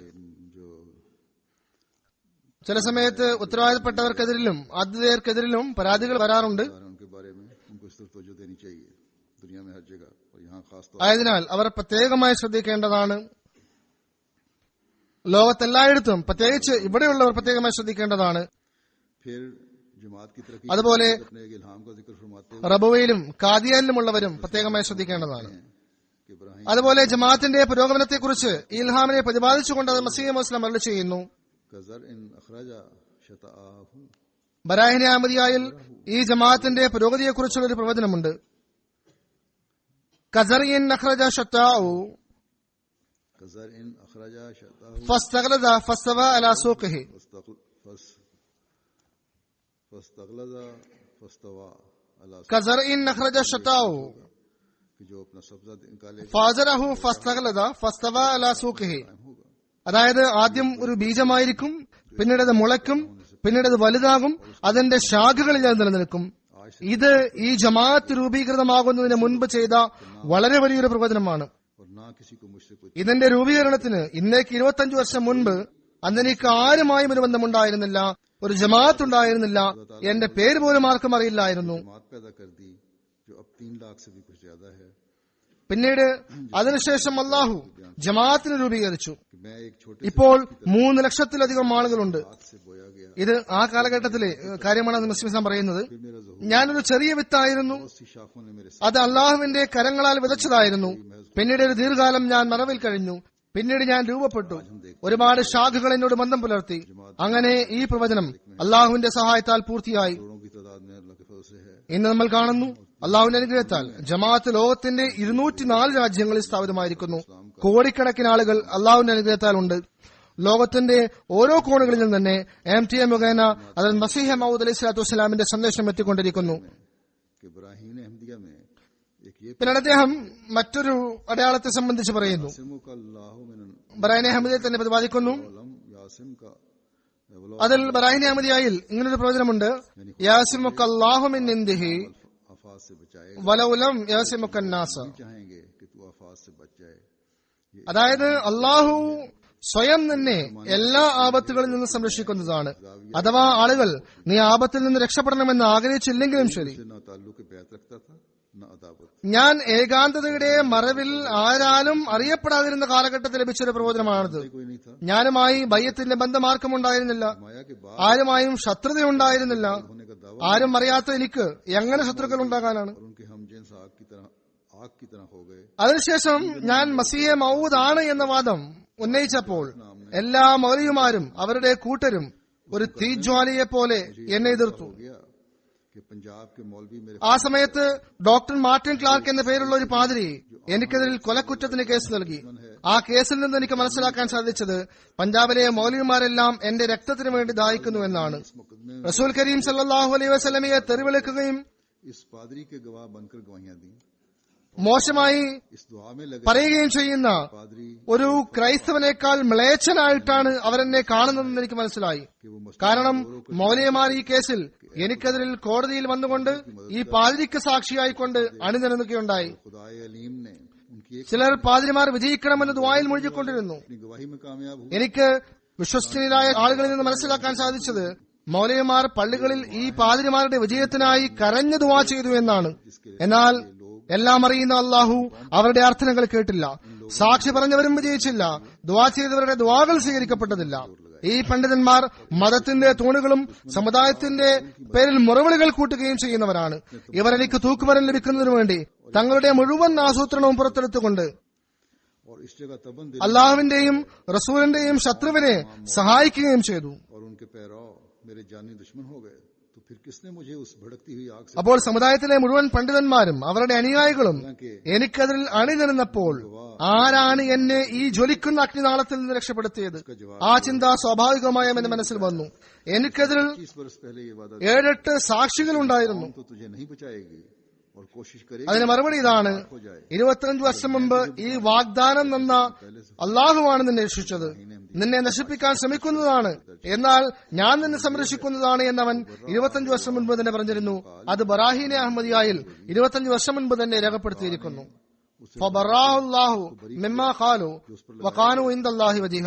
അതായത് അവന്റെ മേൽ ഉന്നയിക്കപ്പെട്ട ആക്ഷേപങ്ങളിൽ നിന്ന് അള്ളാഹുവിനെ മോചിതനാക്കി അള്ളാഹുവിന്റെ സമക്ഷത്തിൽ അവൻ വിജയിക്കുന്നതാണ്. ഇനി നോക്കുക, ഇന്ന് डॉक्टर मार्टिन क्लार्क ഇത് പ്രോജ്വലമായ രീതിയിൽ പൂർത്തിയായിരിക്കുന്നു. खुलकर इजहार करता है कि मेरा परदादा गलत था ഡോക്ടർ മാർട്ടിൻ ക്ലാർക്കിന്റെ മകന്റെ പേരക്കുട്ടി നമ്മുടെ മുന്നിൽ और ये रिकॉर्ड എന്റെ ഉപ്പുപ്പ തെറ്റുകാരനാണെന്നും മിർസ ഗുലാം അഹമ്മദ് ഖാദിയാനി സത്യസന്ധനാണെന്നും തുറന്നു സമ്മതിക്കുന്നു. ഇത് UK ജലസയുടെ സമയത്ത് രേഖപ്പെടുത്തപ്പെട്ടതാണ്. मौलवी गुलाम दस्तगीर कसूरी ने अपने അതിൽ മസീഹ് മൗദ് അലൈഹി സ്വലാത്തു വസ്സലാം തന്റെ മറ്റൊരു അടയാളത്തെക്കുറിച്ച് പറയുന്നു. 15 हिजरी മൗലവി ഗുലാം ദസ്തഗീർ കസൂരി തന്റെ മാസിയ ഫത്തേഹ് റഹ്മാനിയിൽ लुधियाना में छाप कर शाया किया गया 1315 ഹിജ്റിയിൽ എനിക്കതിൽ ലുധിയാനയിൽ പ്രസിദ്ധീകരിച്ചു. जैसा कि മുബാലയുടെ രൂപത്തിൽ എനിക്കതിൽ ശാപപ്രാർത്ഥന ചൊരിയുകയുണ്ടായി. ഞാൻ പറഞ്ഞ മാസികയുടെ 26-27 പേജുകളിൽ ഈ ശാപപ്രാർത്ഥന ഇപ്രകാരം രേഖപ്പെടുത്തിയിരിക്കുന്നു: जैसा कि तूने एक आलम रब्बानी हजरत मोहम्मद അല്ലാഹുമ്മ യാ സൽ ജലാലി വൽ ഇക്റാമി യാ മാലിക്കൽ മുൽക്ക്, ഏതുപോലെ നീ की दुआ और മജ്മുഉൽ ബഹാറുൽ അൻവാറിന്റെ ലേഖകനായ ഹദരത്ത് മുഹമ്മദ് താഹിറിന്റെ ദുആയും പ്രാർത്ഥനാഫലവുമായി जो उनके जमाने में पैदा हुआ था കള്ള മഹദിയെയും കള്ള മസീഹിനെയും നശിപ്പിച്ചതുപോലെ തന്നെ ഈ ഫക്കീറായ से है കസൂരി നിന്റെ സമക്ഷത്തിൽ അർത്ഥിക്കുകയും ദുആ ചെയ്യുകയും ചെയ്യുന്നു. आसाई है ये कोशिश करता है कि तू मिर्जा कादियानी സത്യഹൃദയത്തോടുകൂടി ഞാൻ നിന്റെ ദീനിനെ പരിചരിക്കുന്നവനും സ്നേഹിക്കുന്നവനുമാകുന്നു. और अगर ये मुकद्दर नहीं तो उनको നീ മിർസ ഗുലാം അഹമ്മദ് ഖാദിയാനിക്കും കൂട്ടർക്കും പശ്ചാത്താപിച്ച് മടങ്ങാനുള്ള തൗഫീക്ക് നൽകണമേ. അഥവാ അത് സാധ്യമല്ല എങ്കിൽ നീ അവരെ വിശുദ്ധ ഖുർആന്റെ ഈ ആയത്തിന്റെ അടയാളമാക്കണമേ. ഫഖുതിയ ദാബിറുൽ ഖൗമിൽ ലദീന ദലമു വൽഹംദുലില്ലാഹി റബ്ബിൽ ആലമീൻ ഇന്നക അലാ കുല്ലി ഷൈഇൻ ഖദീർ. आमीन। यानी जो लोग जालिम हैं वो वबिल जन्नत काटे जाएंगे और खुदा के लिए हम्द है तो तू हर चीज पर कादिर है। അതായത് അക്രമികൾ ആയവർ വേരോടുകൂടി പിഴുതെടുക്കപ്പെടും. സർവശക്തിക്കും അധിപനായ ദൈവത്തിന് സർവസ്തുതികളും. നീ ദുആ സ്വീകരിക്കുന്നവനാകുന്നു. मौलवी मस्कूर ने मेरी निस्बत लिखा है तब्बन लहू പിന്നീട് അതേ പുസ്തകത്തിന്റെ 26-ാം പേജിൽ മൗലവി സാഹിബ് എഴുതുന്നു: वाए यानी वो और उसके पैरों തബ്ബൻ ലഹു വല്ലത്ബായിഹി, बस അതായത് അവനും അവന്റെ അനുജന്മാരും നശിച്ചു പോകട്ടെ. मेरे पैरों उस जमाने से करीबन 50 से ज्यादा हैं, അപ്പോൾ അള്ളാഹുവിന്റെ അനുഗ്രഹത്താൽ ഞാൻ ഇപ്പോഴും ജീവിച്ചിരിക്കുന്നു. എന്റെ പിൻഗാമികൾ ആ സമയത്ത് 85 പേരായിരുന്നു.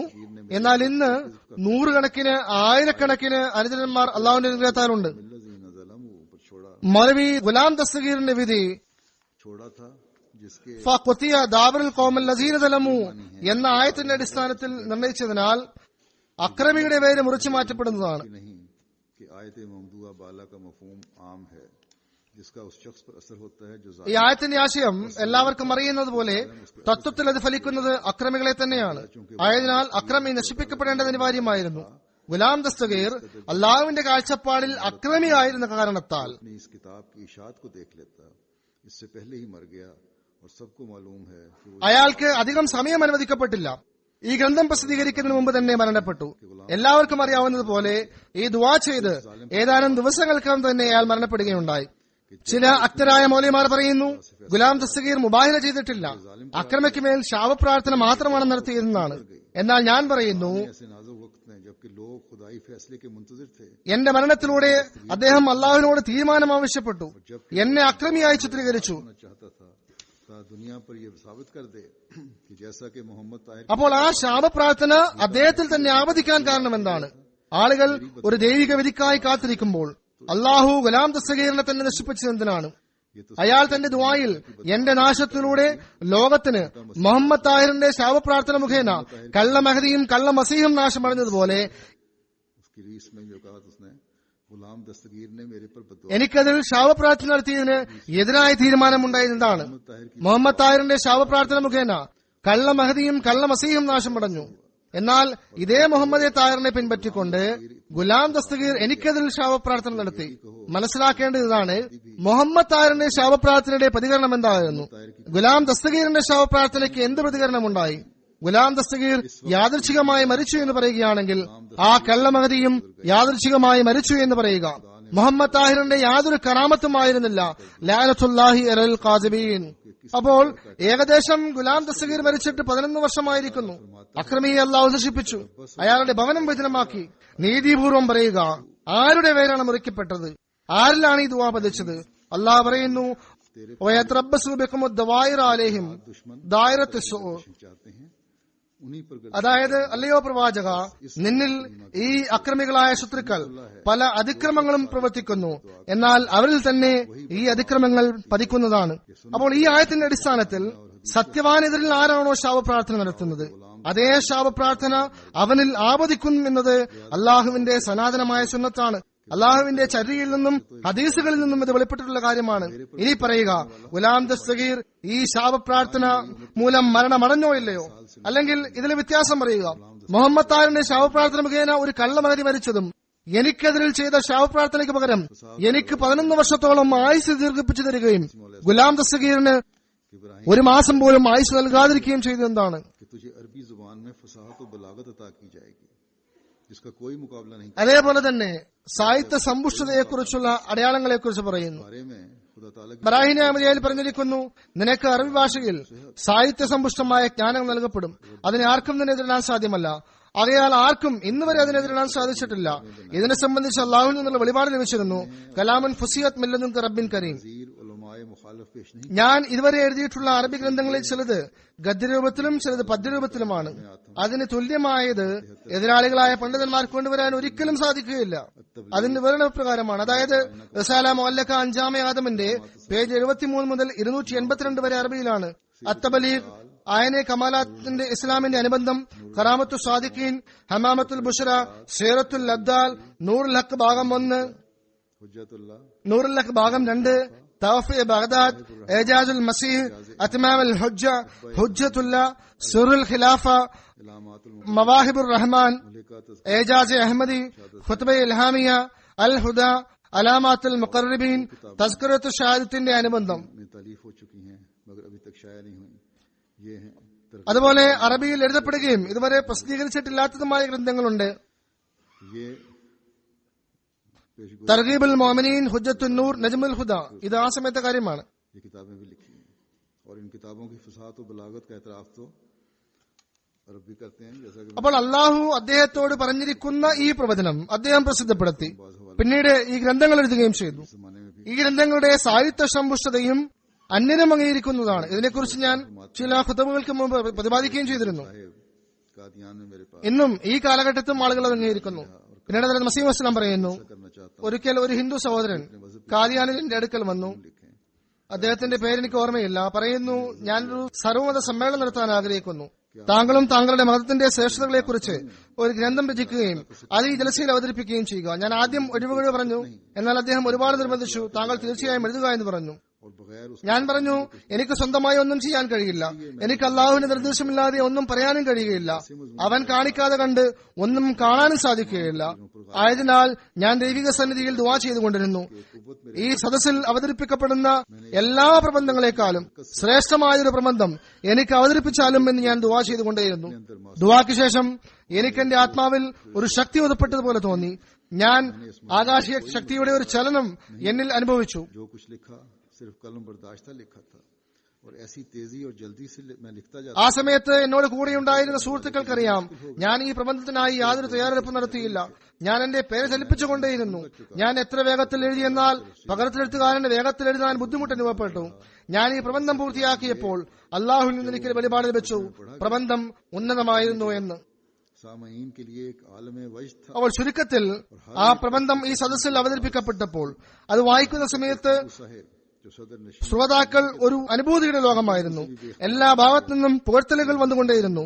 ഏതുവരെയെന്നാൽ ഈ സദസ്സിന്റെ അധ്യക്ഷനായിരുന്ന ഒരു ഹിന്ദു സ്നേഹിതൻ അനിയന്ത്രിതമായി കൊണ്ട് പറഞ്ഞു, ഈ ലേഖനം മറ്റെല്ലാ ലേഖനങ്ങളെക്കാളും ഉന്നതമായിരുന്നു എന്ന്. के मजमून बाला रहा और സിവിൽ ആൻഡ് മിലിറ്ററി ഗസറ്റ് എന്ന പേരിൽ ലാഹോറിൽ നിന്ന് പ്രസിദ്ധീകരിക്കുന്ന ഇംഗ്ലീഷ് പത്രത്തിലും ഈ ലേഖനം ഉന്നതമായിരുന്നു എന്ന് സാക്ഷ്യം പറയുന്നു.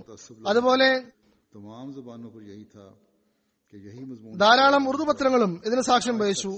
ഏതാനും ചില അസൂയാലുക്കൾ ഒഴിച്ച് ആ സദസ്സിലുണ്ടായിരുന്ന എല്ലാവരും ഒരേ സ്വരത്തിൽ അംഗീകരിച്ചത് ഈ പ്രബന്ധം മറ്റെല്ലാ പ്രബന്ധങ്ങളെക്കാളും ഉന്നതമായിരുന്നു എന്നാണ്.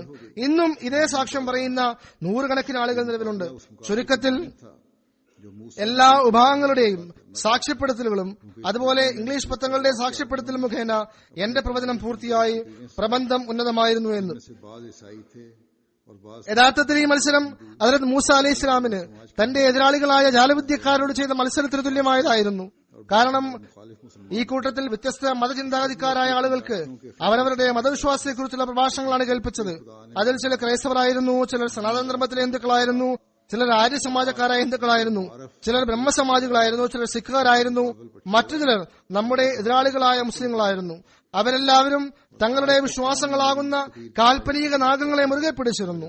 എന്നാൽ അള്ളാഹു എന്റെ കൈകൊണ്ട് ഇസ്ലാമിക ആദർശങ്ങളുടെ ദണ്ടിനെ വൈജ്ഞാനികമായ പ്രഭാഷണത്തിലൂടെ അവർക്കെതിരിൽ വിട്ടപ്പോൾ അത് സർപ്പമായി കൊണ്ട് എല്ലാറ്റിനെയും വിഴിഞ്ഞുകളഞ്ഞു. ഇന്നുവരേക്കും സമൂഹം വളരെ സ്തുതിയോടുകൂടി എന്റെ വായിൽ നിന്ന് വന്ന് ഈ പ്രഭാഷണത്തെക്കുറിച്ച് ചർച്ച ചെയ്യുന്നു. അൽഹംദുലില്ലാഹി അലാ ദാലിക്. खूबसूरती का हमें पता लगा ആ കാലത്ത് മാത്രമല്ല ഇന്നും വായിക്കുന്നവർ അംഗീകരിക്കുന്ന ഒരു കാര്യം. वाले അതുകൊണ്ടാണ് ഞാനും പറയുന്നത് ഈ ഗ്രന്ഥത്തിന്റെ വിഷയങ്ങൾ ലിറ്ററേച്ചറുകളിലും മറ്റും നൽകേണ്ടതാണ്. അന്യരായ ധാരാളം ആളുകൾ എന്നോട് പറയുന്നത് ഈ ഗ്രന്ഥം വായിച്ചതിലൂടെ ഞങ്ങൾക്ക് ഇസ്ലാമിന്റെ യഥാർത്ഥ സൗന്ദര്യത്തെ മനസ്സിലാക്കാൻ സാധിച്ചു എന്നാണ്. പുതിയതായി ബൈഅത്ത് ചെയ്തു വരുന്ന ധാരാളം ആളുകൾ അവരോട് എന്താണ് നിങ്ങളെ ഇതിലേക്ക് ആകർഷിച്ചെന്ന് ചോദിക്കുമ്പോൾ പലരും തന്നെ പറയുന്ന മറുപടി ഇസ്ലാം മത തത്വജ്ഞാനം എന്ന ഗ്രന്ഥമാണ് ഞങ്ങളെ ആകർഷിച്ചതെന്നാണ്. അങ്ങനെ ഞങ്ങൾ ഇസ്ലാമിനോടും ജമാഅത്തിനോടും താല്പര്യം തോന്നി എന്നവർ പറയുന്നു. चुनाचे तुम देखते അത് മസീഹ് മുസ്ലിം ചെയ്യുന്നു. പരിശുദ്ധമായതിനും അവിശുദ്ധമായതിനുമിടയിൽ വ്യത്യാസം കൽപ്പിക്കുന്നതുവരെ ഞാൻ നിന്നെ ഉപേക്ഷിക്കുകയില്ല എന്ന ഈ പ്രവചനം ആ കാലഘട്ടത്തിൽ തന്നെ നിങ്ങൾ കണ്ടതാണ്. നിങ്ങളുടെ കൊടിയ ശത്രുതയും ശാപപ്രാർത്ഥനകളും ഉണ്ടായിട്ടും അവൻ എന്നെ ഉപേക്ഷിച്ചില്ല. बता दिया എല്ലാ മൈതാനത്തും അവൻ എന്നെ സഹായിച്ചുകൊണ്ടിരുന്നു. എന്നിലേക്ക് വർഷിക്കപ്പെട്ട ഓരോ കല്ലുകളും അവൻ തന്റെ സ്വകരങ്ങളാൽ തടുത്തു. എന്നിലേക്ക് തുരത്തുവിട്ട ഓരോ ശരങ്ങളും അവൻ എതിരാളികൾക്ക് നേരെ തിരിച്ചുവിട്ടു. ഞാൻ നിസ്സഹായനായിരുന്നു, അവൻ എനിക്ക് ആശ്രയം നൽകി. ഞാൻ ഏകനായിരുന്നു, അവൻ എന്നെ തന്റെ കരവലയത്തിലാക്കി. ഞാൻ ഒന്നുമല്ലായിരുന്നു, എന്നാൽ അവൻ എനിക്ക് ആദരവോടുകൂടിയ പ്രശസ്തി നൽകുകയും ലക്ഷക്കണക്കിന് ആളുകളെ എന്റെ ചിന്താഗതിക്കാരാക്കി മാറ്റുകയും ചെയ്തു. പിന്നീട് ഇതേ പരിശുദ്ധ ഉൽബാലിൽ പറയുന്നു, എന്റെ സഹായം നിനക്ക് ലഭിക്കുന്നതാണ്, എന്റെ വാക്കുകൾ പൂർത്തിയാകുന്നതാണ്. അതായത് സൃഷ്ടികൾ മാറുന്നതാണ്, സാമ്പത്തിക സഹായങ്ങൾ ലഭിക്കുന്നതാണ്. അപ്പോൾ എതിരാളികളോട് പറയപ്പെടും, നിങ്ങൾ ധൃതിപ്പെട്ടുകൊണ്ടിരുന്ന കാര്യങ്ങൾ ഇപ്പോൾ പൂർത്തിയായിട്ടില്ലേ? അങ്ങനെ ഇന്ന് ആ എല്ലാ കാര്യങ്ങളും പൂർത്തിയായിരിക്കുന്നു. അതൊന്നും വിശദീകരിക്കേണ്ട ആവശ്യമില്ല. അള്ളാഹു തന്റെ വാഗ്ദാനത്തെ പൂർത്തീകരിച്ചുകൊണ്ട് ലക്ഷക്കണക്കിന് ആളുകളെ എന്നിലേക്ക് തിരിച്ചിരിക്കുന്നു. ആരും സ്വപ്നത്തിൽ പോലും ചിന്തിക്കാതിരുന്ന രീതിയിലുള്ള സാമ്പത്തിക സഹായങ്ങളും ലഭിച്ചിരിക്കുന്നു. ये वादे तो इब्राहिम അല്ലയോ ശത്രുക്കളെ, അള്ളാഹു നിങ്ങളിൽ കരുണ ചെയ്യുമാറാകട്ടെ. നിങ്ങൾ കണ്ണു തുറക്കുക, നിങ്ങൾ ചിന്തിക്കുക, ഇത് മനുഷ്യന്റെ തന്ത്രങ്ങൾ കൊണ്ടാകുമോ? ഈ വാഗ്ദാനങ്ങൾ ഇബ്രാഹിം അഹമ്മദ് രചിക്കുമ്പോൾ ചെയ്തിരുന്നതാണ്. ആ സമയത്ത് സമൂഹത്തിന് മുന്നിൽ ഇതിനെക്കുറിച്ച് പറയുന്നത് പോലും പരിഹാസ്യമായിരുന്നു. കടുകുമണി തൂക്കം പോലും എനിക്ക് വിലയുണ്ടായിരുന്നില്ല. ഈ കാര്യങ്ങളിൽ ഞാൻ തെറ്റിലാണ് എന്ന് ആർക്കാണ് പറയാൻ സാധിക്കുക? रुजू रखता था ഈ ആയിരക്കണക്കിന് ആളുകളിൽ ഒരു ചിലർ പോലും എന്നിലേക്ക് വരാൻ തൽപരരായിരുന്നു എന്ന് നിങ്ങളിൽ ആർക്കാണ് പറയാൻ സാധിക്കുക? ഇബ്രാഹിം അഹമ്മദിയ പ്രസിദ്ധീകരിക്കുന്ന സമയത്ത് പോലും ഞാൻ എത്രത്തോളം ആരാലും അറിയപ്പെടാത്തവരായിരുന്നെന്നാൽ शक्ति थी और मैं उसके प्रूफ देखने के लिए അമൃത്സറിൽ അജബലി എന്നു പേരുള്ള ഒരു പാതിരിയുടെ പ്രസിൽ എന്റെ ഇബ്രാഹിം അഹമ്മദി എന്ന ഗ്രന്ഥം അച്ചടിച്ചിരുന്നു. और कोई मुझे आते जाते ना पूछता था कि ഞാൻ അതിന്റെ പ്രൂഫ് നോക്കുന്നതിനായും അച്ചടിക്കുന്നതിനായും ഒറ്റയ്ക്ക് അമൃത്സറിലേക്ക് പോവുകയും വരികയും ചെയ്യുമായിരുന്നു. ले तजीम रखता था നീ ആരാണ് എന്ന് വന്നു പോകുന്നവർ ആരും തന്നെ എന്നോട് ചോദിച്ചിരുന്നില്ല.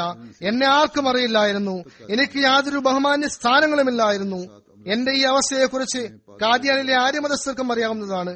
അതിൽ ശരംപത്ത് എന്ന ഒരു ആര്യമതസ്ഥൻ ഇപ്പോഴും കാദ്യാനിലുണ്ട്. ചില സമയത്ത് എന്നോടൊപ്പം പാതിരി അജബലിയുടെ പ്രസ്സിൽ അയാൾ വരുമായിരുന്നു. അവിടെ എന്റെ ഗ്രന്ഥം ഇബ്രാഹിം അഹമ്മദി ആശ്രയിച്ചിരുന്നു. എന്റെ എല്ലാ പ്രവചനങ്ങളും അവിടുത്തെ പകർപ്പെടുത്തുകാരൻ എഴുതുമായിരുന്നു. ആ പാതിരി വളരെ ആശ്ചര്യത്തോടുകൂടി ഈ പ്രവചനങ്ങൾ വായിച്ചിട്ട് സംസാരിക്കുമായിരുന്നു. ഒരു സാധാരണക്കാരനായ വ്യക്തിയിലേക്ക് മുഴുവൻ ലോകത്തിന്റെയും ശ്രദ്ധ തിരിയുക എന്നത് എങ്ങനെ സാധ്യമാകാനാണ് എന്ന് ഇയാൾ ചോദിച്ചിരുന്നു. എന്നാൽ ഈ കാര്യങ്ങളെല്ലാം തന്നെ ദൈവത്തിങ്കൽ നിന്നുള്ളതായിരുന്നു, എന്റെ സ്വന്തം വാക്കുകളായിരുന്നില്ല. അതിനാൽ ഈ കാര്യങ്ങളെല്ലാം തന്നെ കൃത്യസമയത്ത് പൂർത്തിയാകുന്നതാണ്. പലതും പൂർത്തിയായിക്കൊണ്ടിരിക്കുന്നു. ഒരു സമയത്ത് മനുഷ്യദൃഷ്ടി എന്നെ ആശ്ചര്യത്തോടുകൂടി നോക്കിക്കൊണ്ടിരുന്നു, എന്നാൽ മറ്റൊരു സമയത്ത് ഇതെല്ലാം പൂർത്തിയാകുന്നതും കാണുന്നു. അപ്പോൾ അള്ളാഹുവിന്റെ അനുഗ്രഹത്താൽ വളരെ ഗാംഭീര്യത്തോടുകൂടി അത് പുലർന്നുകൊണ്ടിരിക്കുകയാണ്. ഞാൻ ആദ്യം സൂചിപ്പിച്ചതുപോലെ MTA മുഖേന ലോകത്തെല്ലായിടത്തും ഈ സന്ദേശങ്ങൾ എത്തിക്കൊണ്ടിരിക്കുന്നു. അതുപോലെ തന്നെ പ്രസിന് വേണ്ടി അമൃത്സറിൽ പോയിരുന്നു. ഇന്ന് അള്ളാഹുവിന്റെ അനുഗ്രഹത്താൽ കാദിയാനിലെ എല്ലാവിധ നൂതന സാങ്കേതിക വിദ്യയോടും കൂടിയ പ്രസ് തയ്യാറാക്കുകയും അതിൽ പുസ്തകങ്ങൾ അച്ചടിക്കുകയും ചെയ്യുന്നു. അതിൽ മസീഹ് മൗഊദ് അരുളി ചെയ്യുന്നു, അള്ളാഹുവിന്റെ സത്യതയ്ക്കുള്ള സാക്ഷ്യമായിക്കൊണ്ട് 3 ലക്ഷത്തിലധികം ആകാശീയ അടയാളങ്ങൾ പടമാക്കിയിരുന്നു. ആകാശത്ത് സൂര്യചന്ദ്രഗ്രഹണങ്ങൾ റമദാൻ മാസത്തിൽ നടന്നു.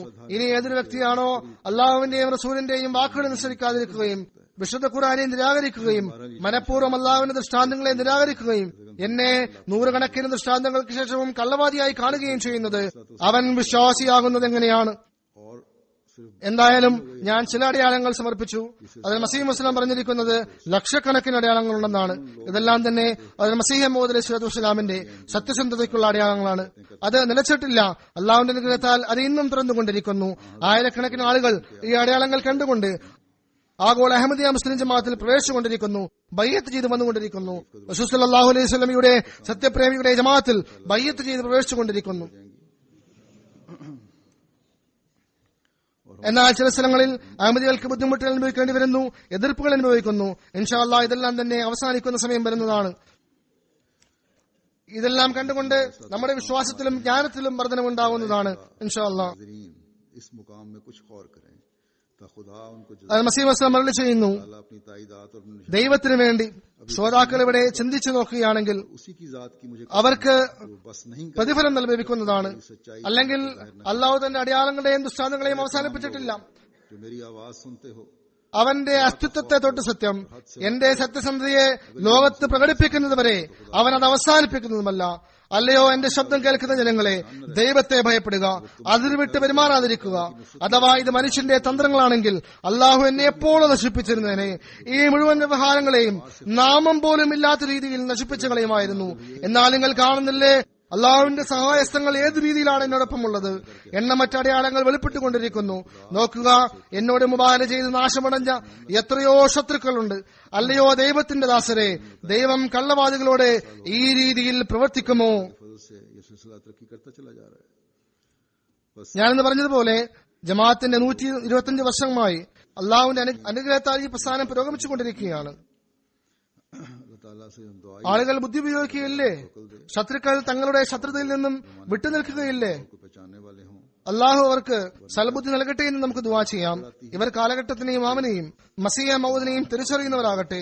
അല്ലെങ്കിൽ അള്ളാഹുവിന്റെ പിടുത്തം വരുമ്പോൾ എല്ലാ ശത്രുക്കളും അവർ എത്ര ശക്തന്മാരായിരുന്നാലും ധൂമപടലങ്ങളെ പോലെ പറന്നു പോകുന്നതാണ്. ഉറങ്ങിയ വിറകനെ പോലെ ഭസ്മമായി പോകുന്നതാണ്. അള്ളാഹു ഇവർക്ക് ബുദ്ധി നൽകട്ടെ, ഇവർ മനസ്സിലാക്കുന്നവരാകട്ടെ.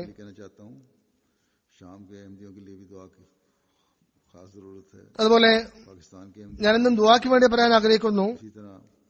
സിറിയയിലെ അഹമ്മദികൾക്ക് വേണ്ടിയും പ്രത്യേകമായി ദുആ ചെയ്യുക. പാകിസ്ഥാനിലെ അഹമ്മദികൾക്ക് വേണ്ടിയും പ്രത്യേകമായി ദുആ ചെയ്യേണ്ടത് ആവശ്യമുണ്ട്.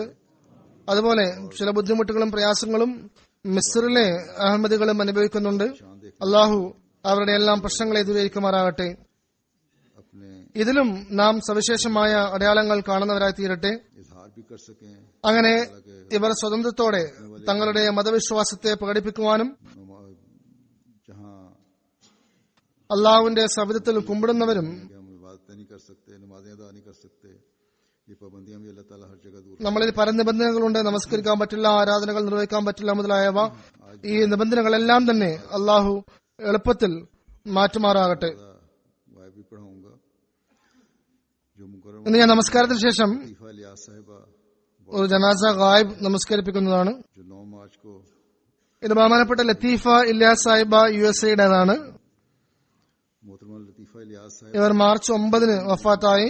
ഇന്നാ ലില്ലാഹി വ ഇന്നാ ഇലൈഹി റാജിഊൻ. ബഹുമാന ലത്തീഫ ഇല്യാസ് സാഹിബ ആഫ്രിക്കൻ അമേരിക്കൻ സ്ത്രീ ആയിരുന്നു. ഇവർക്ക് ഇസ്ലാം മതത്തെ സ്വീകരിച്ചിട്ട് ഏകദേശം 50 വർഷത്തിലധികമായി. വഫാത്ത് സമയത്ത് ഇവരുടെ പ്രായം ഏകദേശം 76 വയസ്സായിരുന്നു. मस्जिद की जैसे വളരെ ലാളിത്യവും ആത്മാർത്ഥതയും തക്വയുമുള്ള മുഖ്ലിസായ അഹമ്മദിയായിരുന്നു. ഖിലാഫത്തിനോടും അളവറ്റ ഇഷ്കുണ്ടായിരുന്നു.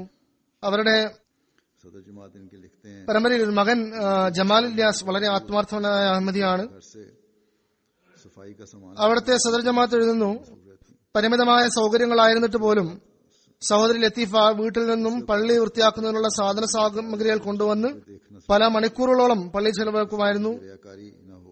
മിക്കവാറും ആരും തങ്ങളെ കാണില്ല എന്ന് ഉറപ്പുള്ള സമയങ്ങളിലായിരുന്നു അവർ ഇതിനായി വിനിയോഗിച്ചിരുന്നത്. मस्जिद साफ करते ഏതെങ്കിലും രീതിയിലുള്ള പ്രകടനം അവർ ആഗ്രഹിച്ചിരുന്നില്ല. എല്ലായ്പ്പോഴും തസ്ബീഹും തഹ്മീദും ചൊല്ലിക്കൊണ്ടിരിക്കുമായിരുന്നു. പള്ളി വൃത്തിയാക്കിക്കൊണ്ടിരിക്കുമ്പോഴും അല്ലാത്തപ്പോഴുമെല്ലാം. किचन की सफाई करती और कभी उन्होंने റമദാൻ മാസത്തിലും ഇഫ്താറിന് 2 മണിക്കൂർ മുമ്പ് പള്ളിയിൽ വരുമായിരുന്നു. അത് വൃത്തിയാക്കുകയും മറ്റും ചെയ്യും. की खिदमत ആളുകൾ എന്തിനാണ് അഴുക്കുകൾ അവിടെ ഇവിടെ ഇടുന്നത് എന്ന ഒരു പരാതിയും അവർ ചെയ്തിരുന്നില്ല.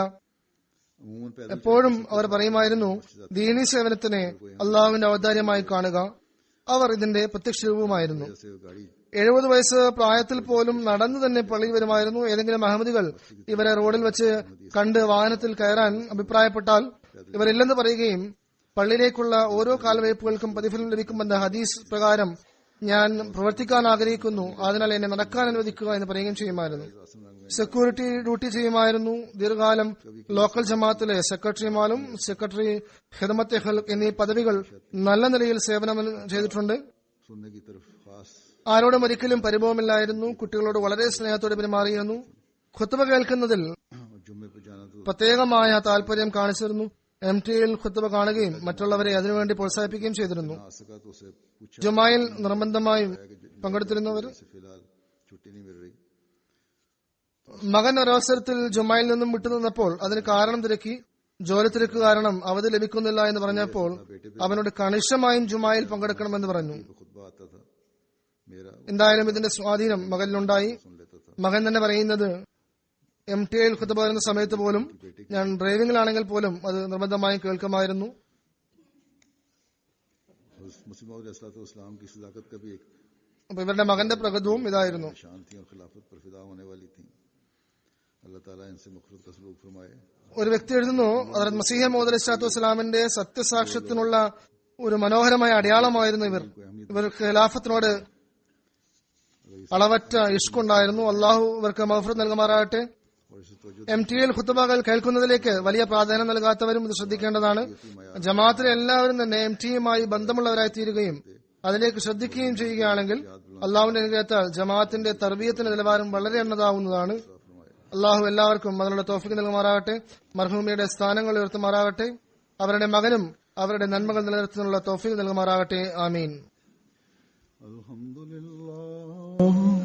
الحمد لله نحمده ونستعينه ونستغفره ونؤمن به ونتوكل عليه ونعوذ بالله من شرور أنفسنا ومن سيئات أعمالنا من يهده الله فلا مضل له ومن يضلل فلا هادي له ونشهد أن لا إله إلا الله ونشهد أن محمدا عبده ورسوله عباد الله رحمكم الله إن الله يأمر بالعدل والإحسان وإيتاء ذي القربى وينهى عن الفحشاء والمنكر والبغي يعظكم لعلكم تذكرون اذكروا الله يذكركم وادعوه يستجب لكم ولذكر الله أكبر.